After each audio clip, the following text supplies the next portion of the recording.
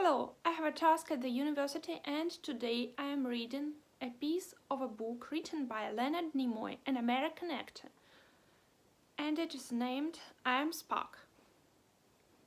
So, if we accept the notion of kismet, destiny, fate, that I was always meant for the role of Spock, how did my past prepare me to become a proper channel, a vessel for this alien, this outsider, who is at ease neither on this homeworld nor on Earth?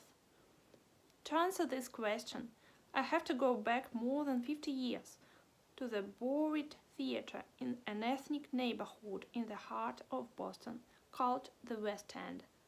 Like a lot of other 8-year-old kids growing up in the late 1930s, I walked with my brother down to the movie house on the Saturday afternoon after settled back in a cushy seat in a cool darkness to look up at the indigo ceiling with the twinkling white lights that looked like stars.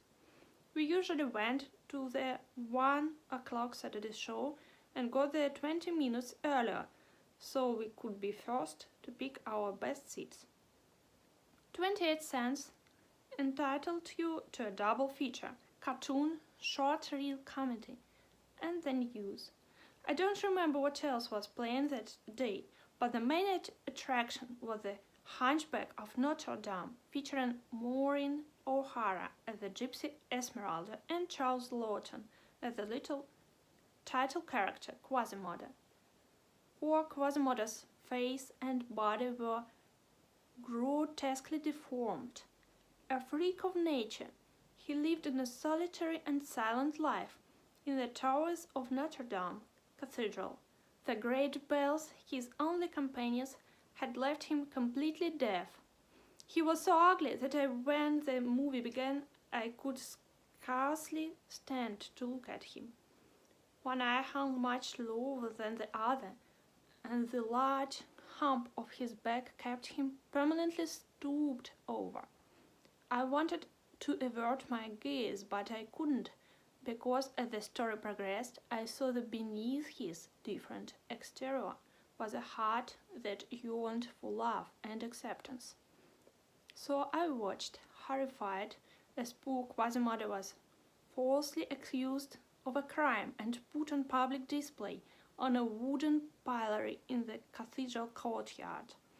The king guards tied him down, flogged him with a cat o' nine tails.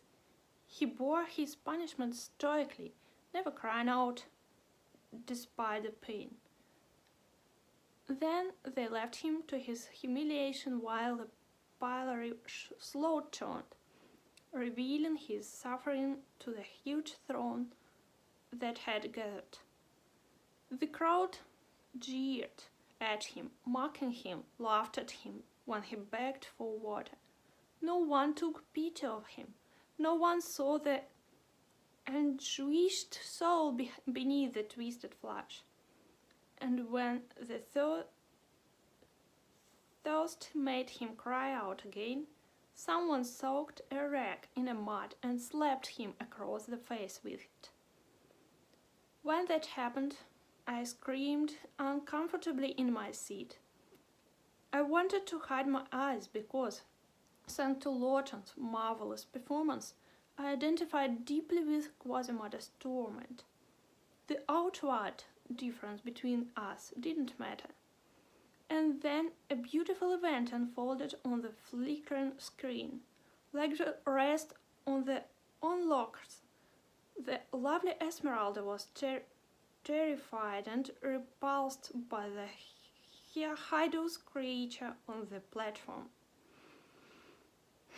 But her compassion overcame her fear, and she emerged from the hooting crowd to bring Quasimodo water from her own flask. At first, he would not take it. He turned his face, still dripping with mud, away unworthy, and let the offered water flow over his face like tears.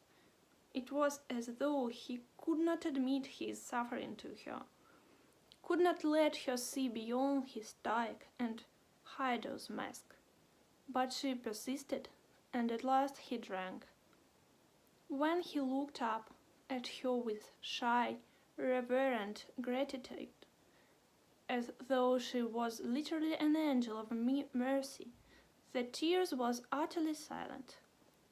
The theater was utterly silent. Later, when the totter had ended and Quasimodo staggered weak and reeling back to the cathedral, the hunchback gazed up at his caretaker and with a beatific smile uttered the simple sentence that tore out my heart. She gave me water. I was grateful that the theater was dark so I could cry freely.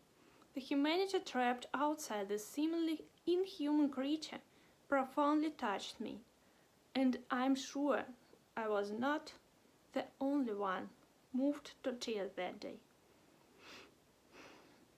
And at the movie's end, Esmeralda walked off happily with her handsome young beloved. Poor Quasimodo watched heartbroken from the high perch when gestured at the cathedral's glowering gargoyles and sighed, "Why was I not made of stone like them? Who among us do not understand what is it to be an outsider, separate? Even at the tender age, I did." Thank you for your attention.